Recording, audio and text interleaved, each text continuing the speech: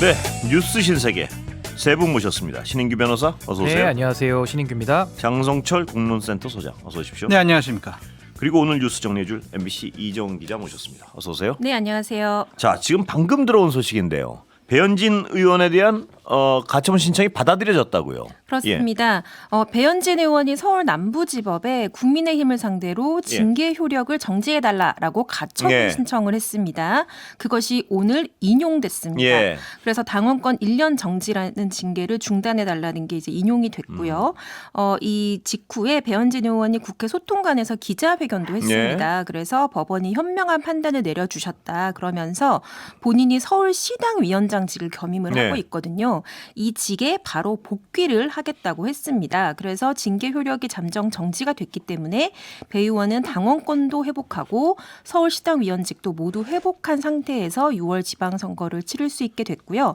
그다음에 역시 그 가처분을 냈던 김종혁 전 네. 최고위원의 경우에는 13일까지 추가 서면을 제출한 다음에 다음 주쯤 결론이 내려질 전망이라고 합니다. 아, 정말 국민의힘이 이제 어디로 가는 겁니까? 잠깐만, 이 법적인 절차부터 한번 짚어보고요. 어떻게 됩니까? 그러니까 이게 이제 가처분이라는 네. 게 임시의 지위를 정하는 가처분이라 예. 이제 단행적 가처분이라고 해서 사실 본안도 있는데 예. 이건 가처분으로서 사실상 뭐 소위 말하는 소송의 그 예. 결판이 나는 이제 특수한 구조인데 지금 일단 배현진 의원이 가처분에 인용이 됐기 때문에 결국엔 시당위원장의 직으로 복귀하는 건 예. 맞습니다. 예. 근데 문제는 뭐냐면 지난 선례들을 우리가 놓고 봤을 때 과거에 이준석 의원 관련해서 그때는 뭐 윤리위에 관련된 가처분은 아니었습니다만은 전당대회 금지 개최 가처분을 한번 했을 때도 똑같이 법원에서 이준석 의원 손을 들어줬을 예. 때 국민의힘이 당원 당규를 바꿔가지고 또 한 번 가처분을 하게 해서 결국에는 예, 국민의힘이 이겼죠. 최종적으로 예. 이기게 된 결과가 예. 있었기 때문에 이번에도 뭐 배현진 의원이 뭐 인용된 거는 예. 뭐 다행스러운 일이긴 합니다만은 예. 아마 국민의힘에서는 또 재차 징계를 할 가능성도 상당히 높다고 봅니다. 근데 이거는 예. 절차가 아니라 내용에 있어서 배현진 의원 손을 들어준 거잖아요. 예. 그래서 당원 당규를 뭘 바꿔가지고 또 징계할까 좀 그런 생각은 있고 예. 더 이상 지금 선거를 앞두고 그런 행위를 할까 그런 생각도 좀 들고요. 지금 법률적인 책임 말씀을 네. 잘 해주셨으니까 저는 이제 정치적인 네. 책임을 말씀드리면 장동혁 체제가 이건 상당히 사심을 갖고 무리한 보복성 징계를 했다라고 당시에 우리 정치적으로 많이 비판을 예. 했잖아요. 예. 그럼 이런 행위를 한 당무감사위원장이라든지 예. 아니면 윤리위원장이라든지 아니면 장동혁 대표라든지 이런 분들은 어떤 책임을 지거나 아니면 윤리위원장직에서 사퇴를 하거나 예. 이런 절차가 좀 따라야 되지 않을까 그건 그런 생각이 상식적일 듭니다. 때 하는 말씀이고요. 죄송합니다. 제가 좀 국민의힘을 아직 상식적으로 봐가지고 그러니까 이제 네. 당이 정상일 때는 네. 뭐 이렇게 가처분까지 오는 결과도 네. 만들지 않았겠죠. 네. 근데 만약에 그렇다고 하더라도 장 소장님 말씀대로 그 당사자들 뭐 네. 윤리위원장이나 당무감사위원장이 사퇴하고 뭐 심지어는 당대표까지도 책임을 느끼는 게 정상인데 지금 근데 지금 국민의힘에서 국민의힘 결재를 상황이란 하지 것이 않을 것 늘 두 분한테 말씀드리지만 어떤 일반론이 전혀 통하지 않는 뭐 그런 상황이라서요. 상당 상상을 넘어선 네. 행동들을 하죠. 어떨 때 보면 논평 자체가 좀 무가치해지는. 그래도 선거를 앞두고 있으니까 더 그래요? 이상 무리한 징계는 하지 않을까라고 예. 좀 기대를 해보고 아니 근데 있습니다. 저는 이번 가처분 인용 결정을 들으면서 네. 아 법원이 그래도 나름의 또 적극적인 의사 표시를 하는구나라는 예. 거는 참 다행스럽게 제가 생각은 하면서도 예. 동시에 이게 정치는 또 현실이잖아요. 그럼 결국에 이 사건이 결국 국민의힘 안에서 어떻게 소화되느냐가 또 우리가 이제 짚어봐야 될 예. 것인데 전 결국에는 법원에서 한 인용 결정이 국민의힘 안에 또 시한폭탄을 저는 던졌다고 생각합니다. 예. 이게 이제 장동혁 대표 체제에서도 법원까지도 제동을 걸었으면 예. 멈춰야 되는데 제가 볼 때는 멈출 것 같지는 않거든요. 그렇다면 마주 달리는 기차처럼 네. 이제는 둘 중에 하나가 거의 당에서 나가야지만 이 내전이 끝이 나는 아마 최악의 결과가 나오지 않을까 좀 조심스럽게 예상을 이렇게 좀 해봅니다. 국민의힘은 이제 극단적인 상황으로 자꾸 내몰리고 있는데요. 이런 상황에서 지방선거는 착착 다가오고 있습니다. 이정 기자, 지금 김경수 경남도지사 후보 단수 공천됐죠? 네, 여당은. 그렇습니다. 더불어민주당이 지난 지방선거에서는 이제 국민의힘에 좀 참패를 했다고 예. 판단을 하는 것 같습니다. 그래서 현역 단체장이 5명뿐인데요. 예. 그래서인지 단수 공천을 지금 속도를 네. 내고 있습니다. 그래서 오늘은 김경수 전 지방시대위원장을 경남도지사에 단수 공천하기로 네. 했습니다. 그러면 강원도지사의 우상호 전 정무수석, 그다음에 인천시장 후보에 박찬대 의원을 단수 공천했으니까 있으니까 지금 큰 지역에 3명이 이제 확정이 네. 된 겁니다. 그런 가운데 지금 이게 이제 어떤 그 민주당 내에서 어떤 영향을 미칠까도 좀 그 뭐 촉각을 곤두세우고 있는데요. 송영길 전 대표의 거취가 지금 민주당 안에서는 관심사잖아요. 네. 오늘 아침 그 CBS 라디오에서 후배와 다투는 모습이 부담스럽다 네. 이렇게 말을 하면서 일단 국회로 복귀하는 게 우선이라고 발언을 했는데, 그러니까 김남준 전 청와대 대변인과 네. 이제 인천 개항을을 두고 이제 약간 다투는 모양새처럼 되니까 그것이 부담스럽다라고 하면 약간 좀 형님 같은 모습을 보였어요. 그걸 양보하겠다는 뜻으로 해석되나요? 그렇게 또 해석을 하는 사람들도 있습니다. 그래서 네. 오늘 오후에 마침 정청래 대표 만났는데 면담을 50분이나 했더라고요. 근데 이제 대변인 브리핑을 들어보면 특정한 지역 출마나 특정인에 대한 대화는 없었다. 그리고 네. 이 자리에서 송영길 전 대표는 당의 결정에 따르겠다라는 말을 반복했다고 합니다. 예, 양보할 것 같은 뉘앙스 아닌가요? 어떻게 보세요? 근데 일단은 뭐 송영길 네. 전 대표 같은 경우는 이제 지역구가 인천 계양을이었잖아요. 네. 근데 그 이후에 이제 또 여러 가지 윤석열 정권에서 많은 탄압을 받고 네. 또 당의 부담을 주기 싫어서 사실은 선당우사의 자세로 당을 떠난 거기 때문에 지금 상황에서는 당에 복귀를 하면서 사실 계양을로 가고 싶은 그 인간적인 마음 다 아마 많은 분들이 이해를 하실 것 같고요. 근데 다만 이제 김남준 전 대변인이 나온다고 한다면은 이제 정치 신인이다 보니까 이제 민주당 차원에서는 전체 전략을 또 고민하지 네. 않을 수가 없잖아요. 그런 차원에서는 인천시장까지 지냈던 아마 송영길 전 대표가 지금 박찬대 의원이 인천시장 후보로 단수 공천되면서 빈 그 지역구 연수로 이동하는 걸로 아마 당에서도 좀 적극적으로 고려하지 않을까 싶습니다. 그런 것 같죠? 장관 보시기에도? 그렇게 보여지고요. 네. 빠르면 내일쯤에 네. 기자회견을 통해서 본인이 직접 좀 제가 좀 연수로 가서 네. 뭐 어. 선거 승리를 좀 대통령에게 네. 좀 바치겠다, 국정력 뒷받침하겠다, 당의 부담을 덜어주겠다, 네. 그런 것 이런 같죠? 식으로 선언할 가능성이 그런 것 높아 같아요. 보여요. 뭐 네. 지금 모양새가 네. 좀 아름다운 양보를 하는 네. 모양새가 잘 갖춰졌기 때문에 송영길 전 대표 입장에서도 잃을 게 없는 구도인 것 같긴 하거든요. 그런 것 같습니다. 보면. 네. 예. 근데 국민의힘은 후보가 네? 후보 찾기가 어렵다면서요? 개항을요? 아니 어디든. 네, 그렇죠. 아니, 그러니까 현역 단체장들한테도 네. 이정현 공관위원장이 예. 처음에 이제 불출마 선언해라, 예. 기득권 인정 안 해주겠다, 예. 지금 현직을 그만두고 예. 빨리 후보 등록해가지고 선거운동해라, 이런 얘기를 하고 있잖아요. 네. 지금 민주당이 해야 될 공격을 지금 같은 당 안에 있는 공관위원장이 자신들의 당의 현직 네. 단체장들한테 하고 있어요. 네. 그러니까 이건 선거 준비가 아니라 선거 회방을 스스로 하고 있는 것이 아니냐, 그렇게 보여집니다. 서울시 어떻게 됩니까? 보시기에. 복면가왕 형식으로 토너먼트 형식으로 네. 서울시장 후보를 뽑겠다라고 하는데 오세훈 시장을 배척하려는 어떤 복선인가요? 그건 아닌 것 같아요. 왜냐하면 아닌가요? 오늘 아닌가요? 긴급 최고위원회를 열어가지고 네. 이렇게 뭐 정치적인 기소를 당했을 네. 때 당권 정지, 그 조항을 정지시켜 버렸거든요. 네. 그러니까 오세훈 시장과 유정복 시장에 대한 네. 페널티가 있는 거 아니야? 네. 이거 뭐 공천을 안 주고 컷오프 시키는 거 아니야? 이런 의구심 버렸거든요. 그러니까 현역 단체장들을 일부러 네. 무리하게 좀 자르려는 모습은 보이지 않을 것 같고요. 예. 일단은 경쟁력 강화를 위해서 그런 토너먼트 형식의 경선을 하겠다라고 하는 건데 네. 아까 복면가왕이라고 그러셨습니까? 복면가왕 형식. 그거 뭐 어떻게 얼굴 가리고 한다는 말씀 아니죠? 그러니까 이제 가왕이 있잖아요. 지난주에 네. 우승한 가왕이 네. 있고 이제 경쟁을 네. 1차전, 2차전, 3차전에서 이긴 사람이 최종적으로 지난주 우승자랑 이제 결선을 치르는 거예요. 네. 그런 형식으로 서울시장 후보를 뽑겠다라는 건데 경쟁력이 있는 좀 인지도가 높고 지지도가 높은 분이 있냐고요. 네. 그런 분이 없는데 현역 유력한 서울시장 후보를 저렇게 발목 잡아놓는 게 맞는 것이냐. 누가 있습니까 지금? 지금 그 경선을 윤희숙, 오늘 이제 선언을 윤희숙 전 전 의원이 네.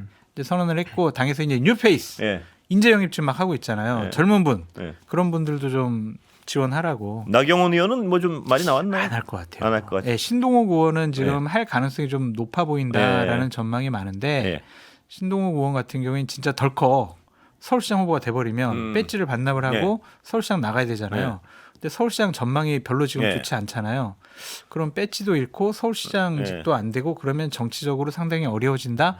그런 고민을 최종적으로 하는 그럼에도 것 불구하고 같습니다. 나올 것 같다는 말씀이시죠 지금? 그런 전망이 좀 많아요. 아 그래요. 자, 근데 저는 예. 결국에는 안 나올 것 같아요. 예. 그래요. 저도 안 나올 것 같은데. 예. 어쨌든 오세훈 예. 시장은 경선에는 참여할 수 있게 해준다는 거잖아요. 예. 그러니까 오늘 지금 그 윤리위 그 결정 그 징계 정지를 의결을 했다는 게, 예. 그러니까 공천해주겠다는 게 아니라 경선엔 참여하게 예. 해줄게. 그러니까 좀 어떻게 될지 좀 지켜보긴 하죠. 경선 룰을 또 고심해서 만들려고 그러는 거 아닌가요? 어떻게 하면 뭐 배제하려고 그런 건 아닌가요? 아니 근데 지금 네. 국민의힘에서 뭐 서울시장 관련돼서는 뭐 누군가 일단은 참여는 하겠죠. 네. 경선은 흘러는 간다고 보는데 뭐 복면가왕을 하든 뭐 마스크를 쓰든 뭐 저는 큰 의미는 없다고 보고 예. 무엇보다 지금 당장 저희가 방금 전에도 전달했습니다마는 배현진 의원이 서울시당 위원장으로 복귀를 하잖아요. 예. 물론 서울시장은 이제 시당위원장과는 좀 다르지만 이미 서울이라고 하는 구청장이나 또 광역의원 또 기초단체장이나 의원들까지 한 팀으로서 이게 지금 뛰어야 되는데 예. 지금 한 지붕 뭐 한 4가족 되지 않습니까? 네. 여기다가 막 송사까지 또 끼고 이러니까 이게 네. 과연 경선 관리나 잘 될까? 이 네. 서울시장 한 자리만 있는 게 아니지 않습니까? 예. 그래서 저는 상당히 지금 국민의힘은 오늘 이후로는 더 큰 내홍으로 아마 들어갈 뭐 것 같고요. 그럴 것 같은데요. 그리고 오세훈 네. 시장도 뭐 지금 당내에서 할 말은 좀 하는 편이거든요. 네. 그런 차원에서는 이제 장동혁 대표와 이제 일대 결전이 한번 더 임박한 거 아닌가? 그래도 장동혁 네. 대표가 생각합니다. 법조인 판사 출신으로서 이렇게 법원에서 판결 내렸으니까 내가 그동안 잘못 생각한 것 같다. 예. 개과천선하고 내가 좀 정상으로 합리적으로 돌아와야 되겠다라고 깨닫는 계기가 되지 않을까요? 정상적일 때 반응이 없네요. 죄송합니다. 아닌 것 같은데 아닌 것 같아. 자, 그 행정통합은 어떻게 지금 전남 광주는 됐지 않습니까? 네, 이게 예. 네, 그래서 오늘 임시국무회의에서 이제 통과를 했습니다. 그래서 이번 선거부터 통합단체장을 뽑게 됐고요. 예. 전남 광주는. 그리고 충남 대전은 지금 여야 갈등이 심해지면서 교착 상태에 빠져 있죠. 이게 이제 각자 유불리를 계산하다 보니까 지금 대구 경북과 예. 충남 대전이 이렇게 교착 상태에 빠져 있습니다. 지금 2월 임시국회에서 처리되지 않았기 때문에 이제 사실상 물 건너간 거 아니냐 이런 이야기도 나오는데 3월 12일 본회의에서 이제 대미투자특별법 처리가 되는데 네. 그때까지 한 일주일 정도 시간이 남아 있잖아요. 네. 그럼 그 전까지 여야가 극적인 합의를 할지 이거는 네. 좀 지켜봐야 될 것 같습니다. 예. 이게 선거 구도엔 지금 가능성에서 약간 떨어졌는데요. 어떻게 보세요? 대전 충남은 안 될 것 같아요. 네. 워낙 이제 시도지사들도 반대를 하고 있고 예. 주민들도 좀 반대하는 여론이 좀 높습니다. 그렇기 그래. 때문에 이거를 무리하게 추진할 명분은 좀 없어 예. 보인다. 그런 생각이 좀 들고요. 대구 경북은 이제 어제 당대표까지도 당의 모든 총의를 모아서 이거는 좀 민주당이 처리를 해줘야 된다. 네. 안 처리해주면 당신들 책임이다. 이렇게 이제 정치인 공을 던져버렸거든요. 물론 경북 지역 위에 한 8개 군데에서는 아직도 반대하는 목소리가 네. 높지만 그 지역에 있는 언론인이라든지 정치인들이 모두 다 거의 찬성을 하고 있기 때문에 이거는 법사위에서 좀 통과될 가능성이 높고 예. 본회의에서 상정이 돼서 좀 처리가 되지 않을까 그렇게 대구 전망이 경북은 됩니다. 민주당은 해주나요? 근데 저는 일단은 좀 분명하게 할 것은 원래 대통령께서도 5극 3특 체제로 네. 또 지방주도 성장을 신년에 또 기자회견에서 말씀도 하셨는데 이게 지금 행정통합에 대해서 아예 반대를 하다 보니까 아니 나름의 이유나 네. 명분이나 있으면 모르겠는데 대전 충남 같은 경우는 국민의힘 소속의 광역단체장들이 네. 원래 본인들이 원했던 네. 사안을 해준다고 하니까 네. 이제 반대하는 거고요.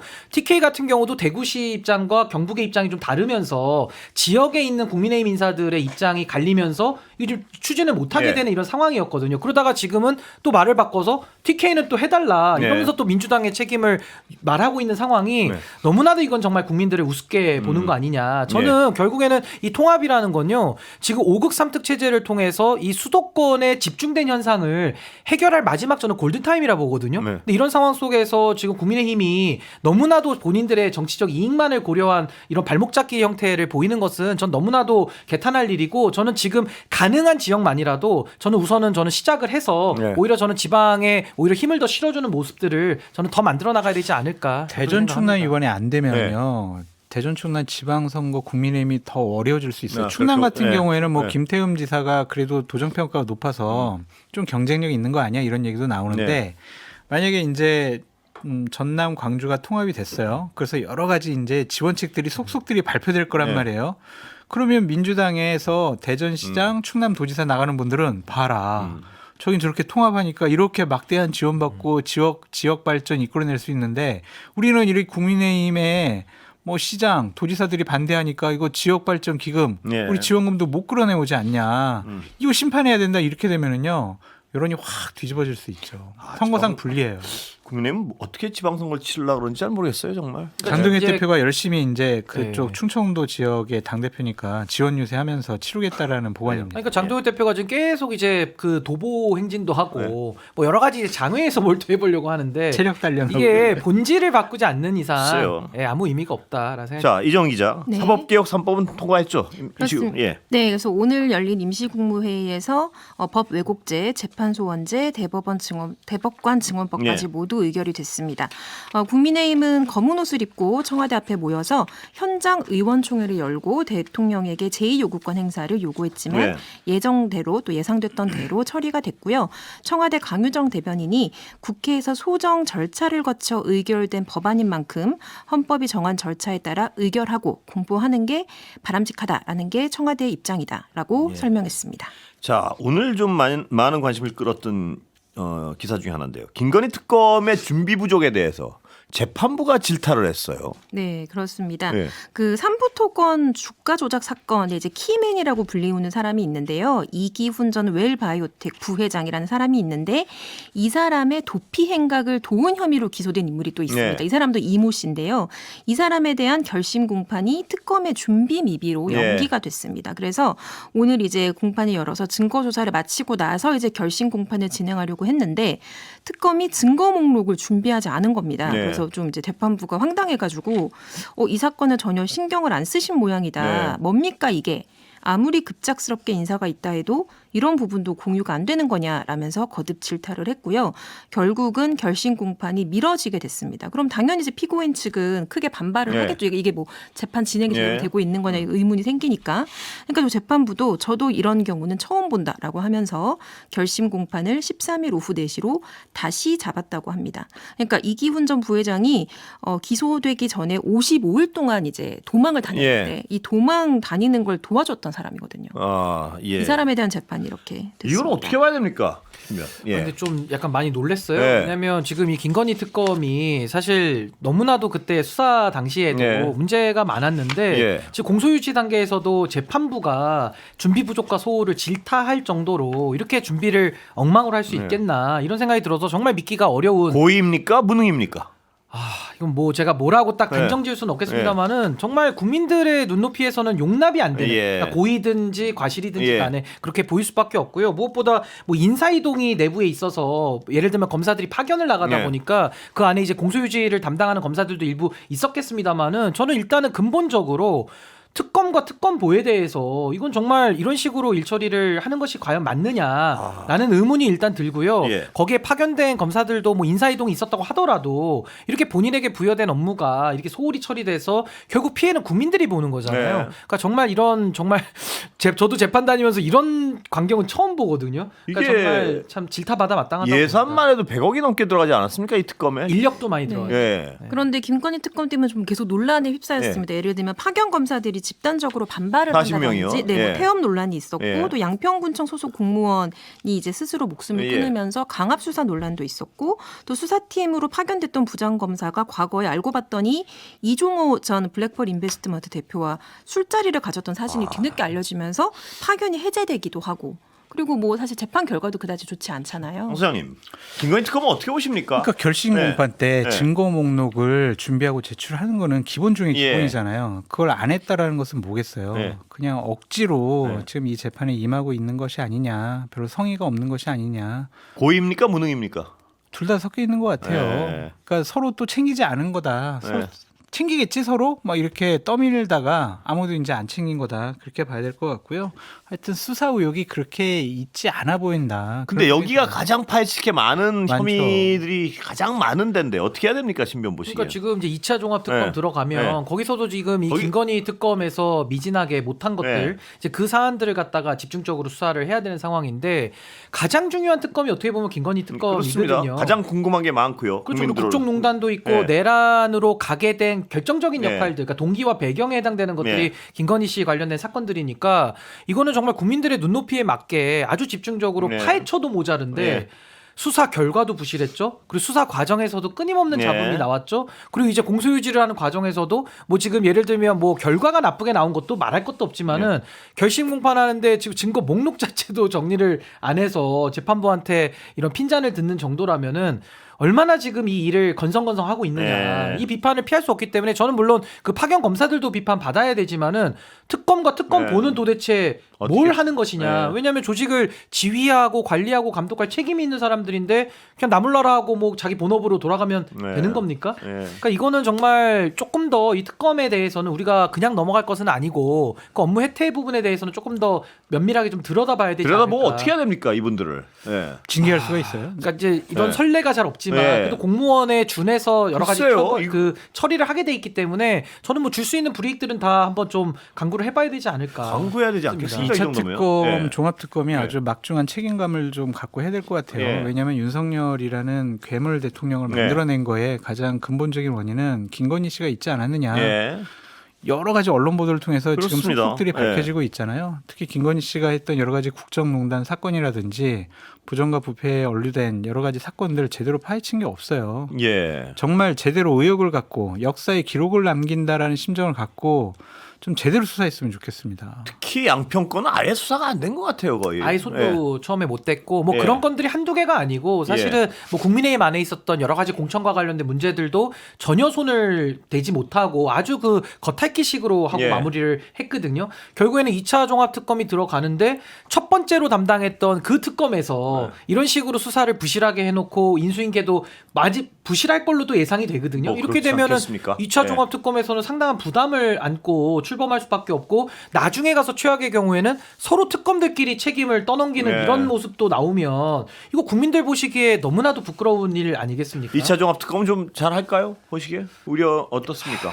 뭐 잘하기를 정말 진심으로 바라고요. 다만 이제 검찰을 대폭 줄였다 그러지 않았습니까? 뭐 그런 예. 인적 구성원도 좀 차이를 둔 것도 있지만은 일단 근본적으로 지금 민중기 특검도 판사 출신이다 보니까 아무래도 조직 장악이 좀 약한 거 아니냐 네. 이런 비판도 좀 있는데 지금 2차 종합 특검도 사실은 그 특검으로 임명된 분에 대해서도 판사 출신이라는 그 같은 예. 어떻게 보면 출발점을 좀 본다면은 우려되는 지점이 많죠. 근데 뭐 제가 어디 출신을 가지고서 이렇게 미리 예단을 하는 거는 좀 성급하고 예. 무엇보다 정말 이 김건희 특검에서 미진한 부분들까지도 저는 역사적 소명을 가지고 정말 2차 종합 특검에서는 그렇습니다. 저는 모든 할 수 있는 일들을 다 해봐야 된다. 예. 이렇게 1차 봅니다. 특검처럼 2차 특검도 네. 수사하다가 증거가 별로 없네. 이거 뭐 더 이상 팔 것도 없네. 이거 뭐 여러 가지 수사 노하우가 없네. 이렇게 해가지고 예.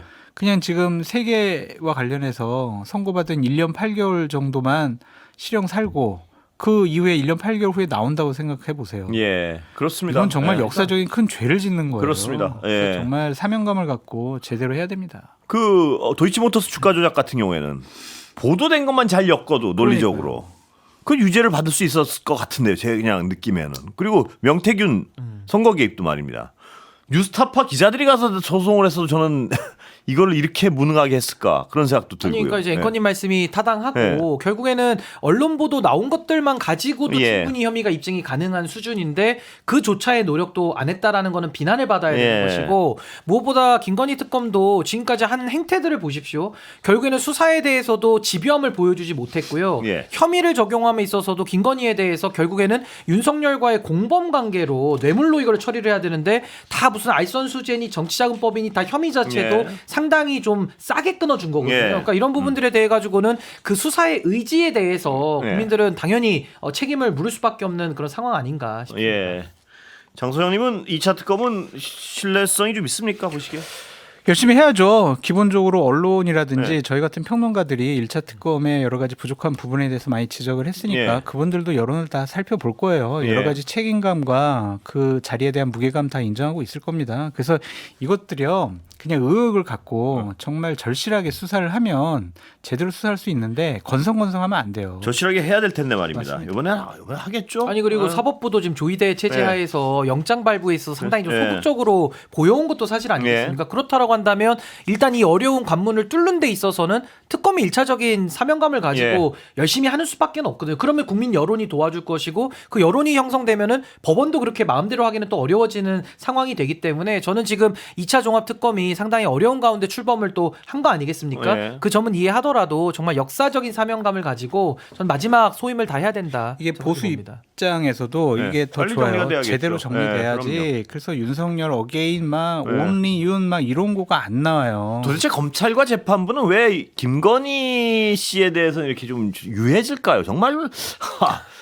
정말 잘 이해가 안 되는 부분이 있어요. 김건희 특검에 참여했던 분들 좀 인터뷰를 해서 무슨 일이 아니 있었는지 좀 근데 밝혀주시면 좋겠어요. 이유는 우리가 알 예. 수는 없지만 추정을 해보자면 결국 윤석열, 김건희 공동 정권 아닙니까? 예. 그러니까 결국에는 김건희가 심어놓은 인사들이 아직도 여전히 지금도 활약하고 있다고 보는 그렇게 게 더 추정은- 합리적이지 예. 않겠습니까? 물론 예. 뭐 헌법 존중 TF라든지 네. 여러 가지 노력들을 했습니다만은 이게 발본색원이 한 번에 다 되진 않잖아요. 예. 그렇기 때문에 지금도 여전히 김건희에 대해서 이런 특혜성의 법률적인 행동들이 나온다는 예. 것은 저는 지금도 그 김건희의 영향권 안에 있는 사람들이 있는 거 아니냐 그런 합리적 의심은 가능할 것 같습니다. 예, 자 이정 기자 외국 얘기 좀 네. 해볼까요? 우리 얘기죠. 외국 얘기가 아니고 네. 아랍에미레이트 출장 방산업체 직원들이 네. 군사작전에 동원됐다는 의혹. 이게 우리 단독 보도죠. 그렇습니다. 그 천궁이라고 예. 국내 기술로 개발한 중거리 지대 예. 공미사일입니다. 땅에서 쏴서 미사일을 요격하는 예. 거죠. 근데 이게 천궁 2가 지금 이제 UAE 연합군이 이제 공급을 해달라고 계약을 체결해서 지금까지는 2개 포대가 배치가 돼 있습니다. 근데 예. 이게 이제 명중률이 높다고 지금 네. 이번에 이제 이란 전쟁에서 알려지고 있잖아요. 그래서 이거를 이제 납품을 하기 위해서 UAE에 방문했던 국내 방산업체 LIG 넥스원 직원 40여 명이 지금 현지에 발이 묶여 있다고 예. 합니다. 그래서 지금 LIG 넥스원 노동조합에서는 한 10여 명 정도는 전쟁이 시작된 이후에도 그 군부대를 출입하면서 통신선을 연결한다든지 이런 지원 업무를 했다라고 네. 알려졌고요. 그리고 지금 현지에서는 이제 그러니까 이란이 이제 미군 기지가 있는 그 중동 지역 국가들에 계속 지금 요격을 하고 있는 네. 지금 미사일을 쏘고 있는 상황이라서 지금 직원들이 현장에서 뭐 드론 공습 소리라든지 이런 거를 지금 듣고 굉장히 불안한 상황이라고 위험하네요. 합니다. 예. 네, 그래서 현재에 있는 직원들은 이제 뭐 연구원 이런 뭐 민간인인데 사실상 용병처럼 이제 일하게 되는 거 아니냐라고 예. 굉장히 지금 우려를 하고 있고요. 그래서 지금 사측에서는 이게 이제 직원들이 군사작전에 동원된 건 아니다라고 하면서 안전한 귀국 경로를 빨리 확보해 보겠다라고 했습니다. 그래서 이게 남의 나라 전쟁이 아니라 정말 우리의 일이 그렇습니다. 됐다는 예. 게 확 느껴집니다. 자 중동 상황은 어떻습니까 지금? 네, 지금 이제 이스라엘 현지 언론, 그러니까 AP통신이 이제 쿠르드 반군이 미국의 지원을 받아서 이란 국경을 넘어갔다. 네. 그래서 지상전을 개시했다라고 보도를 했습니다. 그러니까 쿠르드족은 나라 없이 이제 떠도는 네.族인데 이란에서 굉장히 이제 핍박을 받은 민족이라고 합니다. 그래서 이란에 굉장히 적대적인 네. 생각을 갖고 있겠죠. 그래서 미국이 이제 쿠르드족은 미국이 우리에게 지원을 요청했다 이렇게 말하기도 했는데, 그러니까 지금 트럼프 대통령은 계속 이란에 이제 지상군을 투입을 하느냐 이게 지금 네. 투입했다가 완전히 발목을 잡히는가 네. 이게 계속 그 고민이었잖아요. 근데 이제 반이란 세력인 쿠르드족을 통해서 지금 대리 지상전을 벌이게 네. 되는 상황인 것 같습니다. 근데 일단 백악관은 아니다. 뭐 우리가 뭐 이거를 뭐 뒤에서 조종한 거 아니다. 이런 식으로 부인을 하고 있지만 CNN이 이제 보도한 내용을 보면 CIA가 이란에서 민중 봉기를 조장하기 위해 쿠르드 무장 세력을 지원하는 사업을 추진 중이다. 네. 이런 보도도 한 바가 있습니다. 예. 죄송합니다. 이 상황은 뭐 들으셨겠지만 전문가 두 분은 이쪽의 전문가들은 아니시니까요. 전쟁 언제쯤 끝날 것 같습니까? 근데 일단은 지금 아니 아까 우리 기자님 설명해 예. 주신 대로 예. 우리 기업에서 일하는 분들까지도 지금 예. 연루가 되면 예. 이거 얼마나 가족분들 걱정을 불안하죠, 하시겠습니까? 당연히. 예. 그러니까 빠르게 조속한 조치들이 좀 필요해 보이고요. 무엇보다 이게 참 트럼프가 결국에는 그 마두로 생포 작전 예. 이후에 아주 상당히 자신감을 더 가지게 네. 된 것 같고, 동시에 뭐 중간 선거라든지 국내 정치용 때문에 미국 내부 사정 때문에 결국에는 지금 이란에까지 이렇게 이스라엘과 같이 해가지고 지금 들어간 거 아니겠습니까? 예. 결국에는 이란도 뭐 하메네이까지 지금 다 지금 사망한 걸로 나오기 때문에 이거 결사항전으로 나올 수밖에 네. 없는 극단의 상황으로 가고 있는데, 가장 큰 문제가 지금 전쟁에 대해서 어떤 명분도 없고 어떤 퇴로도 갖지 않은 상황에서 약간의 무슨 좀 게임하듯이 지금 트럼프가 이 예. 전쟁을 바라보고 있는 거 아니냐라는 비판을 제기할 수밖에 없고, 그렇게 되면 지금 뭐 우리 한국 증시까지도 경제적인 여러 가지 그 여파를 맡고 있잖아요. 이게 예. 전 세계적인 문제가 될 텐데 아마 이거를 빠르게 좀 조기 종식을 시키는 방안에 대해서는 아마 국제사회가 예. 조금 더 트럼프에 대한 압박을 더 높여야 되지 않을까 그런 생각이 호르무즈 듭니다. 해협이 저렇게 막혀 있으니까 에너지가 지금 아시아로 못 오고 네. 있으니까 아시아 지금 증시라든지 경제가 휘청거리고 있잖아요. 예. 그런 부담감도 있을 거고, 기본적으로 지금까지 이란에 퍼부은 게 지금 미국이 한 7조 정도 네. 무기를 좀 퍼부었다고 하잖아요. 그리고 미 의회에다가 73조 정도의 지원금을 예산을 좀 확보해달라 네. 이렇게 요청한 상황입니다. 그런데 만약에 지상군까지 투입을 해가지고 인명피해까지가 나면 트럼프로서는 11월 달에 있을 중간 선거 때 그렇습니다. 승리를 감당할 수가 없을 것 같아요. 그리고 호르무즈 해역 같은 경우에 제대로 방어를 못하면 유가 문제를 대단히 맞습니다. 방어하기가 쉽지 않을 텐데요. 예. 그러니까 기본적으로 좀 조기 종식을 원할 거는 같은데 트럼프가 또 그렇게 쉽사리 물러나기도 명분이 없고 그래서 참 이거를 지속이 될 건지 아니면 얘기한 대로 한 4주 안에 끝날 건지 저희들로서는 알 수가 없죠. 어제 저희가 모신 전문가는요. 4주에서 6주를 보더라고요. 4주에서 6주에서 일방적 승리를 선언하고 빠져나올 것이다. 그냥 무조건. 예, 일방적 승리했다. 승리를 선언하고 그렇게만 되면 좋은데. 근데 이란도 예. 부담이 있을 거예요. 예. 왜냐면은 최고 수뇌부 지도부들 다 그냥 미사일로 때려버리잖아요. 네. 그리고 자 후계자로 누구 하겠다 그러면 또 때려버립니다. 다 제거하겠다는 거 아니에요? 네, 이거? 그러니까 이란의 정보 당국 관계자가 CIA 관계자에게 이거 좀 어떻게 우리가 종식시킬 수 있는 방법이 있을까? 네. 한번 협상할 수 있을까? 이런 보도도 나왔잖아요. 그래서 그런 보도가 사실이라면 어느 정도 좀 종전 협상도 또 금방 또 되지 않을까. 그리고 저도 이게 장기화는 좀 어렵다라고 보는 게 아까 트럼프도 명분과 이제 퇴로가 없기 때문에 아마 출구 전략을 어떻게든 마련을 하려고 노력할 것이고요. 지금 이란 같은 경우도 이게 산유국이잖아요. 그렇다면 결국에는 이 석유 파이프를 통해 가지고 이제 호르무즈 해협을 통해서 들어오는 그런 유조선들에 대해서 석유를 실어 날르고 예. 빠르게 이게 좀 순환이 돼야 되는데 그렇습니다. 만약에 이게 지금 호르무즈 해협도 봉쇄가 장기화되고 이제 석유를 팔 수 없다라고 한다면은 내부에 있는 석유관들도 다 막히게 되거든요. 예. 그럼 나중에 또 다시 이거를 뚫으려면 어마어마한 또 비용이 들어가다 보니까 그런 실리적 차원에서도 아마 이란 입장에서도 어느 정도의 명분이 생기거나 타협이 되면 아마 조기에 이걸 끝내고 싶어 하지 그래서요. 않을까 근데 싶습니다. 외국에서 벌어지는 일은 우리 마음대로 할 수 있는 건 아닌데 제가 이건 약간 오늘 주에서 한 발 좀 떨어져 있지만요. 유가 문제, 네. 한국 기름값, 네. 그 다음에 이런 어떤 대통령의 대응은 어떻게 보십니까 두 분은? 예를 들어서 밀가루값, 담합, 그래서 내리고. 그러니까 대통령이 저희가 정말 의아하게 생각하고 궁금하고 화났던 부분을 꼭 집어서 얘기를 해주셨어요. 속 시원하게 어떻게 콕콕 집는 부분은 있어요. 저의 예. 마음을 대변해 주더라고요. 아니 전쟁은 엊그저께 났는데 유가는 이렇게 바로 지금 오른다? 그게 원래 말이 궁금했던 거 아니에요, 우리가? 예. 예. 아니 내리는 건 안 내리고 2, 3주 후에나 네. 지금 뭐 전쟁이 일어난 다음에 원유가 수입되는 건데 지금 그렇게 우리나라가 재고가 한 200일 정도 그래서요. 있고 여러 가지 여유가 있는데 내릴 땐 또 천천히 내리잖아요. 갑자기 보면. 저렇게 올린다라는 네. 것은 주유소의 다밥인가 아니면 정유사의 다밥인가 네. 아니면 중간 도매상의 다밥인가 이런 부분에 대해서는 관계 당국에서 분명히 조사나 여러 가지 조치가 필요해 보여요. 그러니까 이 가려운 데를 분명히 긁어주는 부분이 있어요. 밀가루 값도요. 그렇죠. 몇 년을 모르고 이랬는데 그게 뭐 어디가 캥기는 데가 있으니까 이렇게 알아서 내리고 막 이럴 거 아닙니까? 제분업체 그 예. 임원들이 다 사퇴를 그러니까요. 했잖아요. 담합을 인정을 하고. 예. 그렇다면 그동안 이런 것들을 밝히지 못한 당국이 잘못한 거예요. 그래서요. 예. 그러니까 이런 아주 자명한 거를 그동안은 뭘 했나 하는 생각이 거꾸로 드는 거예요. 무능한 대통령이었으니까. 아니, 아니 그 전에도 못 했잖아요. 그러니까 결국에는 네. 이번에도 코스피가 네. 한 이틀간은 거의 뭐 엄청나게 네. 빠졌다가 또 공교롭게도 대통령님 또 귀국하는 때에 맞춰가지고 네. 또 코스피가 이게 회복이 되는 것은 아무래도 그런 심리적인 안정감도 분명히 있는 것 같아요. 이재명 대통령께서 어쨌든 이 주식시장과 여러 가지 꼼꼼하게 챙기는 부분에 네. 대해서 국민들이 그동안에 해온 거에 대한 긍정적인 기대, 네. 이 반응이 저는 있다라고 보는 것이고 아까 그 기름값 네. 문제도 결국에는 올라갈 때는 막 너무 빨리 올라가는데 네. 내려갈 때는 또 천천히 하방은 대단히 경직돼 있어요. 하세월이잖아요. 예. 그러니까 예. 그런 것들도 결국에는 뭐 정유사들이나 뭐 주유소의 여러 담합이나 시스템적인 문제들이 있을 텐데 이걸 그 동안에는 아무도 지적을 안 한 있어요. 거예요. 근데 국민들도 이상하다 생각하던 것을 대통령께서 이제 국무회의나 이런 네. 것들을 공개하면서 결국에는 가려운 부분들을 긁어주시니까 예. 아마 국민들께서도 더 그런 부분들에 관심을 갖는 거 아닐까? 제가 이제 그 싶습니다. 임시국무회의 유의 예. 있게 봤던 거는 대통령께서 그런 문제점도 지적을 하셨지만 우리 대한민국 에너지 정책을 어떻게 좀 바꿔나가야 되겠다라는 것까지 짚어주시더라고요. 어쨌든 수입 다변화 이거는 쉽사리 안 되는 거잖아요.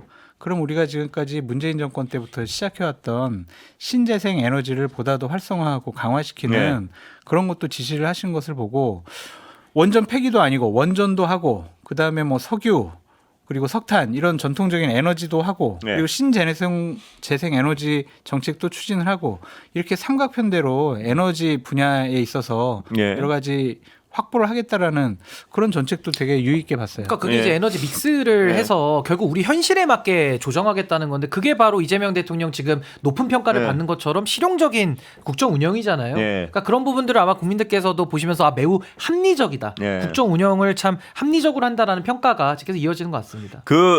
저는 오늘 좀 약간은 가벼운 얘기 하나만 좀 여쭤보면 이정 기자 오늘 이 주식 관련해서요. 네. 야당에서 네. 논평 낸 게 전 재밌었어요. 근데 왜 뭐였죠?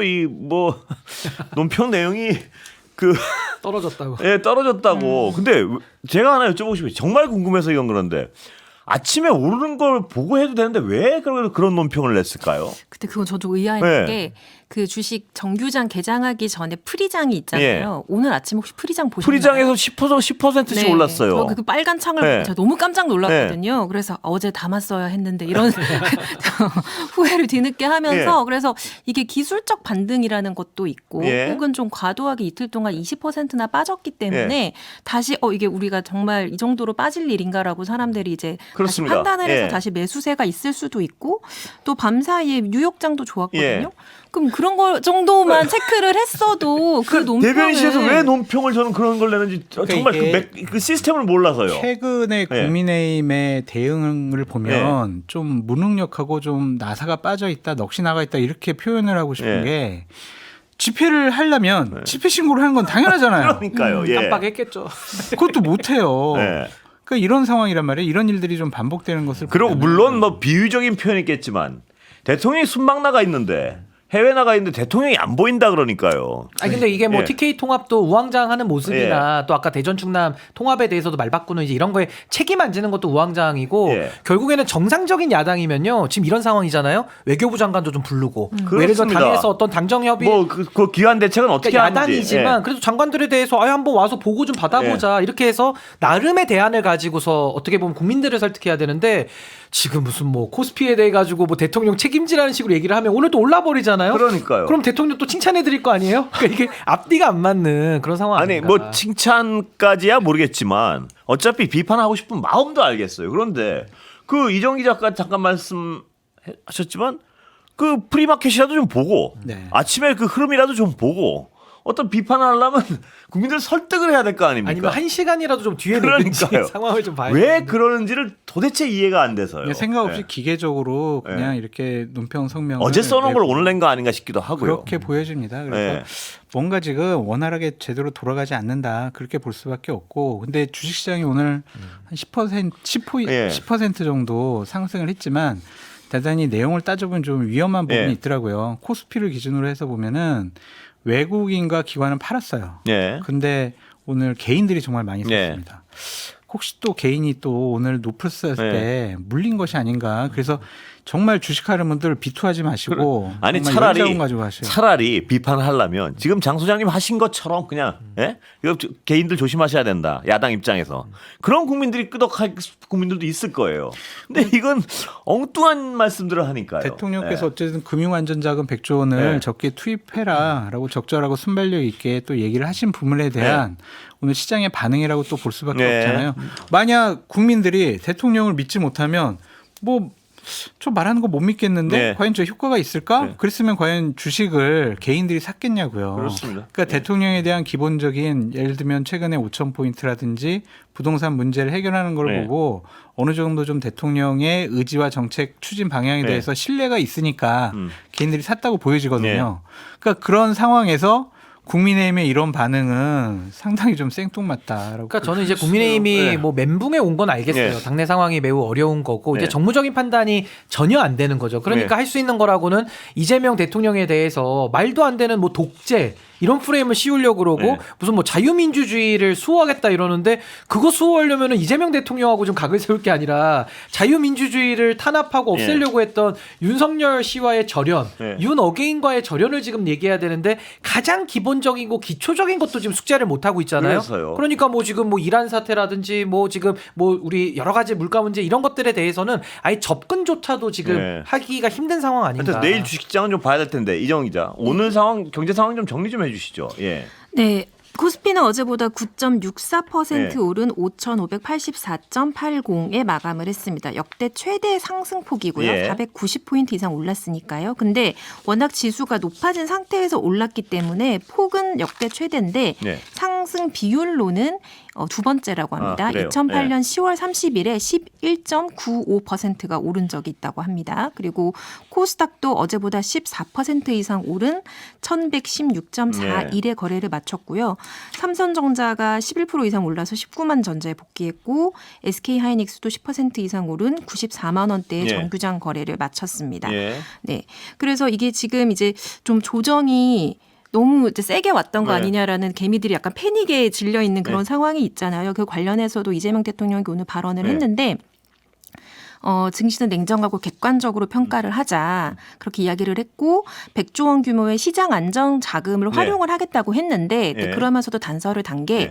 이게 주가를 떠받치겠다는 의도로 오해를 하면 안 된다. 예, 중요한 얘기입니다. 예. 이 돈으로 부양을 하겠다는 예. 게 아니라 뭐 예를 들면 뭐 비정상적으로 막 공매도를 예. 친다든지 이런 어떤 그런 상황을 어떤 교란적인 상황을 교정하기 위해서 자금을 활용한다는 거다. 예, 중요한 얘기였습니다. 네. 어떻습니까, 보시기에? 그러니까 저는 뭐 그 말씀에도 네. 맞는 말씀이고 또 하나는 이제 우리가 조정기를 안 겪었잖아요. 예. 6,300까지 치고 올라가기만 했었다가 대통령께서도 넘어진 김에 좀 쉬어가는 쉬자. 걸로 네. 좀 더 단단하게 이 조정기를 더 견뎌내자라고 예. 하면서 이런 위기도 대한민국 국민들이 함께 힘을 모으면 또 정부를 신뢰하면 예. 잘 극복할 수 있겠다는 그런 희망의 메시지도 저는 매우 적합했다라는 생각이 듭니다. 예. 그러니까 이미지죠. 예. 이건 심리인 것 같습니다. 우리가 상황을 좀 안정적으로 관리하고 있고 여러 가지 대책을 마련하고 그렇습니다. 있으니 예.